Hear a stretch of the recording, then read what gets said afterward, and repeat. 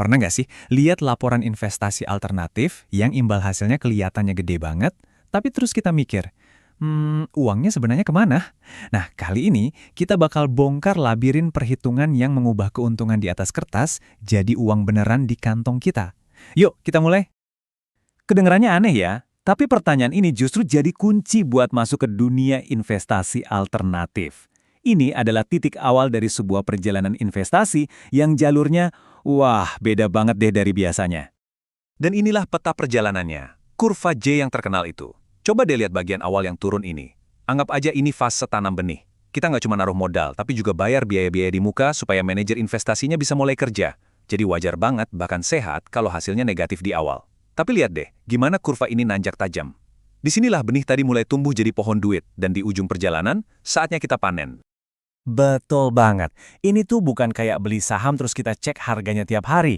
Dunia investasi alternatif punya medannya sendiri, lengkap dengan jebakan biaya dan aturan main yang unik yang bakal kita bedah bareng-bareng sekarang. Lihat deh bedanya, kayak langit dan bumi. Di satu sisi, ada investasi tradisional yang cair, gampang dijual beli. Di sisi lain, dunia alternatif. Uang kita dikunci buat waktu yang lama, nilainya dihitung pakai model yang rumit, bukan harga pasar, dan struktur biayanya. Nah, itu dia yang mau kita dalami. Ini bukan lari sprint, ini maraton. Dan ini dia intinya, angka imbal hasil gede yang sering kita lihat di laporan, itu biasanya laba kotor.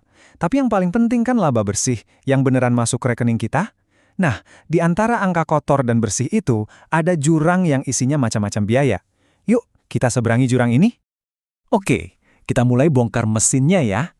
Bagian pertama yang kita cek tuh, biaya tol yang harus kita bayar ke manajer dana, atau yang biasa kita sebut general partner. Pertama, ada biaya manajemen. Anggap aja nih kayak iuran tahunan. Mungkin pernah dengar istilah 2 dan 20? Nah, duanya itu ini. Biasanya 2% dari modal kita setiap tahun. Dan yang perlu diingat, biaya ini tetap jalan, mau dananya lagi untung atau rugi sekalipun. Sekarang, kita pindah ke bagian tuantinya. Ini namanya carried interest atau biaya kinerja. Inilah yang bikin manajer dana semangat. Mereka dapat bagian gede, biasanya 20% dari keuntungan. Idenya simpel banget. Kalau Anda makin kaya, mereka juga ikutan kaya. Tapi, pertanyaannya, apa mereka langsung dapat 20% dari setiap rupiah keuntungan yang ada? Eits, tunggu dulu. Ada beberapa pagar pengaman yang ngelindungin investor dulu.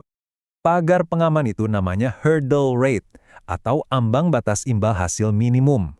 Ada dua jenis nih. Kalau hard hurdle, manajer cuma dapat bagian dari untung di atas ambang batas itu. Adil kan? Nah, kalau soft hurdle, begitu ambang batasnya kesentuh dikit aja, keran langsung kebuka. Dan mereka dapat bagian dari semua keuntungan. Jelas kan? Sebagai investor, hard hurdle itu sahabat sejati kita. Ini aturan yang adil banget, namanya high water mark. Bayangin nilai investasi kita itu kayak level air di danau. Manajer dana baru boleh ambil biaya kinerja kalau level airnya ngelewatin titik tertinggi sebelumnya. Jadi mereka nggak dibayar cuma buat balikin modal setelah rugi. Mereka harus bikin rekor baru. Oke, teorinya cukup dulu deh. Biar kebayang, kita langsung masuk ke studi kasus.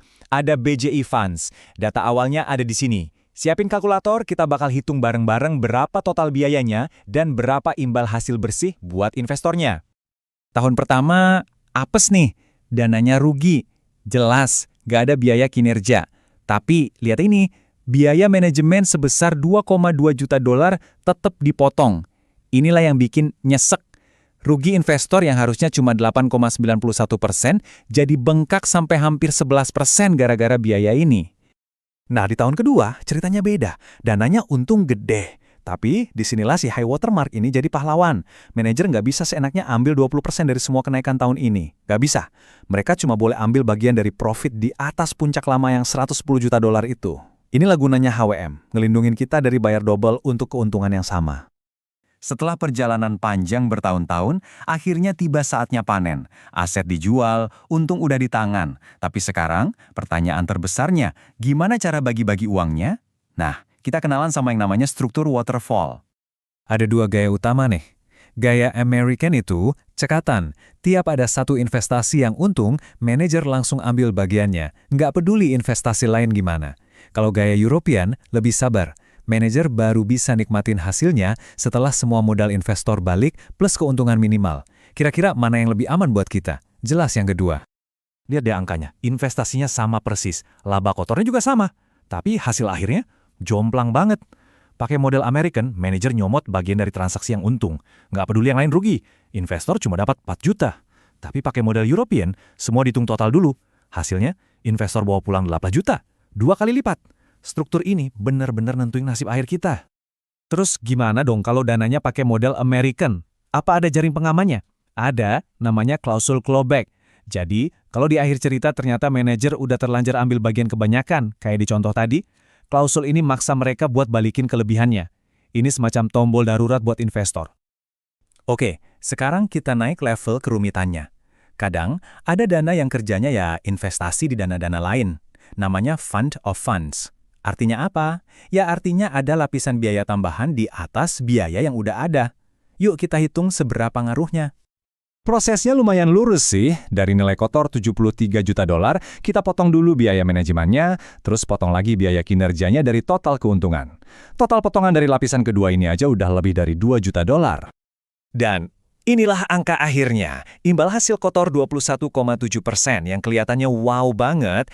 Setelah kena lapisan biaya kedua, sisanya tinggal 18,3%. Ini bukti nyata gimana tiap lapisan biaya itu nyomot jatah keuntungan kita. Oke, terakhir, ini peringatan penting. Angka-angka kinerja yang sering kita lihat itu bisa jadi cuma fatamorgana. Ada yang namanya survivorship bias. Kita cuma disuguhin data dari dana-dana yang selamat. Yang gagal dan bangkrut nggak dihitung. Ini kayak kita nilai kemampuan semua pembalap cuma dari data sang juara. Terus ada juga backfill bias. Manajer baru laporin kinerjanya setelah mereka sukses. Jadi sejarahnya kelihatan bagus terus. Jadi pertanyaannya sekarang buat Anda, setelah kita bongkar semua biayanya, semua kerumitannya, kira-kira imbal hasil tinggi yang dijanjikan itu masih sepadan nggak sama resikonya?